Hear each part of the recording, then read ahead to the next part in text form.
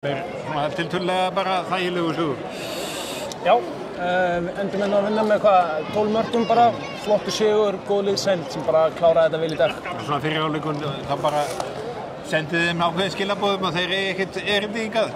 Algjörlega, við töluðum að byrja bara vel og ok, þú gerir þetta vel og mér fannst við bara gera það frá fyrstu mínútu vel og klúrum einhverjum nokkrum dauðafærum en það er bara eins og gengur að gerist og heilt yfir bara mjög ánægð með fyrri hálfleik og seinni hálfleik líka. Sérstaklega varnarlega í seinni hálfleikanum kannski. Já, við fannst bara mjög fettir. Nýtingin í sókninni kannski ekki góð í seinni hálfleikanum en varnarlega var hann fín. Já, varnarlega voru flottir og bara, mér fannst við líka bara flottir sóknarlega aðeins þarna, eins og þú segir, bara nýtingin en það sem við vildum lögðum upp með var að ganga upp og það var bara spurningum að skora mörkin sko. Já, svo voru þið náttúrulega að reyna hérna 7 og 6 svolítið mikið og bara snemma leik sem kom manni svolítið óvart. Já, við vorum bara búin að ákveða það fyrir leik að setja inn nokkra varianta 7 og 6, maður veit aldrei hvað maður þarf á því að halda. Og þetta er bara fullkominn leikur í það og mér finnst við líka bara gera það vel.